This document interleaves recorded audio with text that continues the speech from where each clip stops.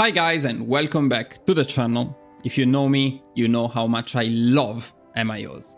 But today's video is not just about the best picks. We are diving deep into how to evaluate MIOs for every situation, so you can adapt your build to any patch, meta shift or variation. At the end there is a quick recap with all of my top recommendations, so make sure to stick around. Now, there are also some allegations that I am making this video just so that I can stop talking about MIOs in every country guide. To which I say that's absolutely right.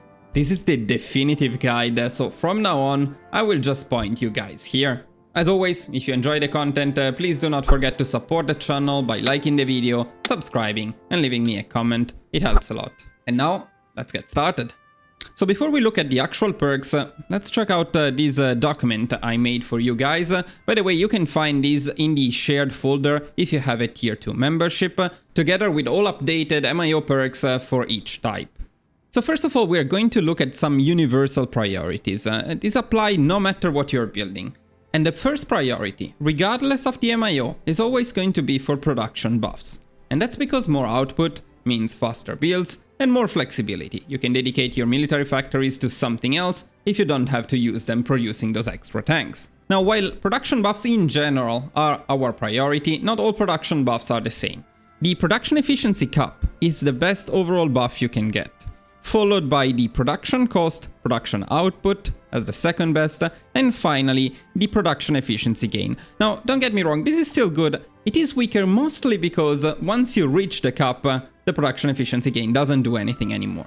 But until you reach the cap, it's a great buff to have. And of course the cap is not static. When you change the equipment type or when you add more military factories to the same production line, there will be a new cap to reach. The second priority in general when looking at an MIO will be for our primary stats. Now, of course, these depend on the design type and differ between single player and multiplayer. So we're going to check them out as we talk about each MIO type.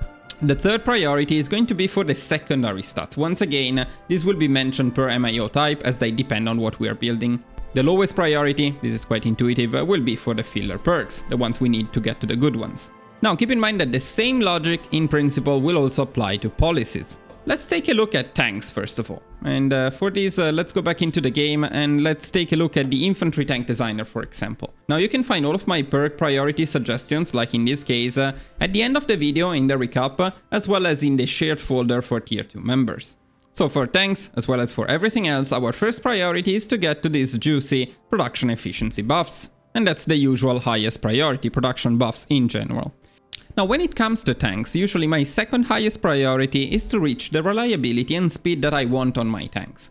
Now, sometimes you can just achieve that with the design itself, and if that's the case, you can simply skip on this priority. But when you cannot, the first few MIO perks can help you get the tanks you want.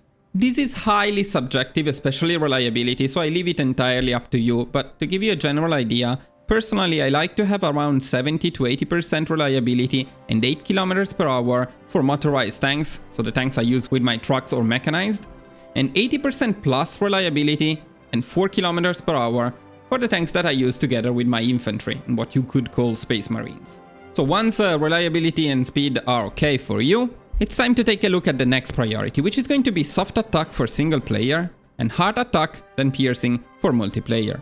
So here you can see, for example, how we are prioritizing these perks, which offer very good soft attack and actually offer also good hard attack in this case, so you don't have to worry too much about which one, they will be good for both.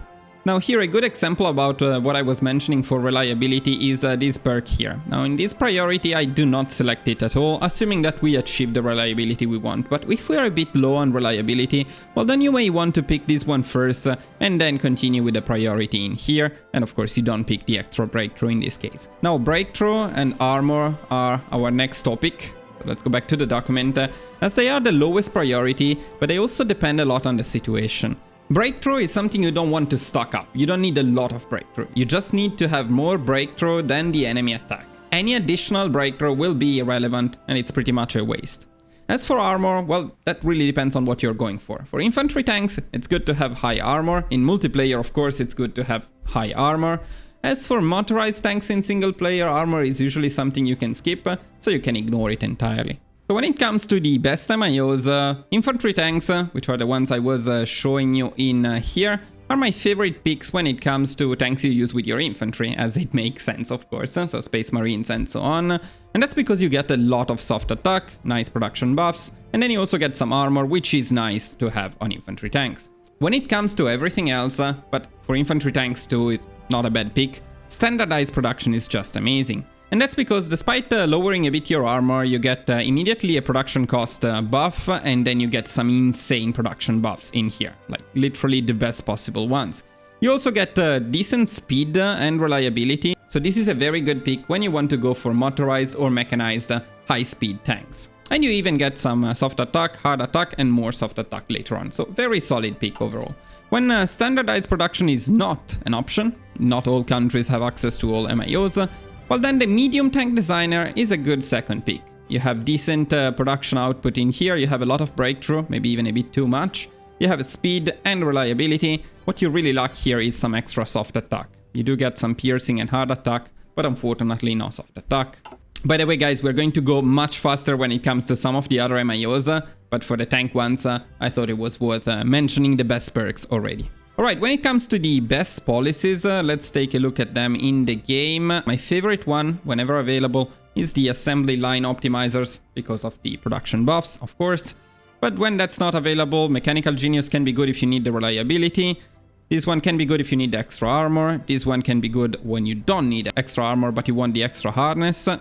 And cutting corners is a bit more situational, but minus 10% production cost is huge. So it's a great pick when you go for quantity over quality. Next, let's move on to ships and look at our priority when it comes to ships. We're going to be a bit faster here. So production buffs always first, of course. The next priority is going to be for perks that give surface visibility reduction, especially for cruisers and submarines. Now this can be achieved, for example, with the raiding fleet from the default perk, and then later on from this one and this one. So these are our priorities when it comes to cruisers and submarines. Submarines also have their own specific MIO. I will cover it at the end of the video, but France doesn't have one here. And this is the highest priority, especially because light cruisers and submarines are pretty meta at the moment, so they are your priority in the first place. Next, we're going to have light attack for cruisers and torpedo damage for subs, followed by anti-air and heavy attack for battleships. Battleships are not the best at the moment, but if you want to use them, you want them to have a lot of anti-air. And finally, the more generic stats like speed, range, and fuel use. In terms of the best MIOs, I would go for the raiding fleet, as I mentioned, for light cruisers and submarines. And if you want to specialize on submarines, then pick the submarine MIO. You can pick the escort fleet for destroyers. You're going for the battle line ship for battleships and the task force for carriers, although carriers don't really get very important buffs in there, so not particularly relevant. As for the best policies, once again, we are going to prioritize production, so the welding specialists are going to be the first and best choice. Though I actually also like the stable gunnery platforms, because extra hit chance is always welcome. Alright, let's move on to planes, and let's talk a bit about our priority stats when it comes to planes. Production buffs are always first, followed by air attack for fighters, ground attack for CAS, and naval attack for naval bombers. And this is the primary stat. The secondary stats are air defense, followed by agility, followed by speed, in this order. And finally, reliability, which when it comes to planes is not as impactful. In terms of the best MIO picks we have available, these ones are pretty obvious. The light aircraft for fighters, the CAS for close air support, and the naval aircraft for naval bombers. Again, you can find all perks at the end of the video.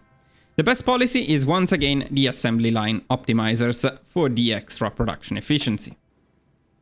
Finally, let's move on to infantry equipment, artillery, motorized and mechanized. And when it comes to them, the priorities are very similar to tanks, so always production buffs, followed by soft attack for single player, hard attack and piercing for multiplayer, although in this case it's a bit more mixed. So for example, let me show you the infantry equip one, which is this one here. So again, we prioritize the production buffs, and then we go for some extra soft attack down here without malices. But then, for example, I like to pick this perk before these ones here, because it has no malices, and having actually some hard attack and especially some piercing on your infantry, even in single player, is useful. So this is a nice perk to have. Depending on the situation, you may not want to pick these ones because they increase the production cost. So you can skip on these last perks if you want. More or less the same applies to artillery. We go for the production perks first, and then later on we go for the soft attack, and finally for some extra hard attack. And when it comes to motorized and mechanized, once again, we don't have much in terms of production buffs here, but you can pick this one and go down this path, reduce a bit the fuel usage. You don't usually need extra speed on your trucks. And then you go for the motorized buffs, because these ones only apply to mechanized, which you usually get much later in the game, so it makes sense to unlock them later. And when it comes to the best policy, the usual assembly line optimizers.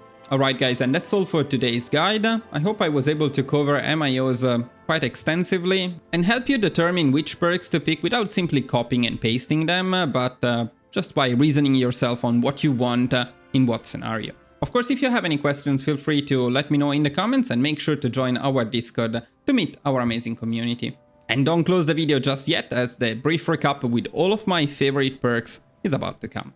Other than that, thank you all for watching, and I will see you guys very soon in the next video. Bye bye!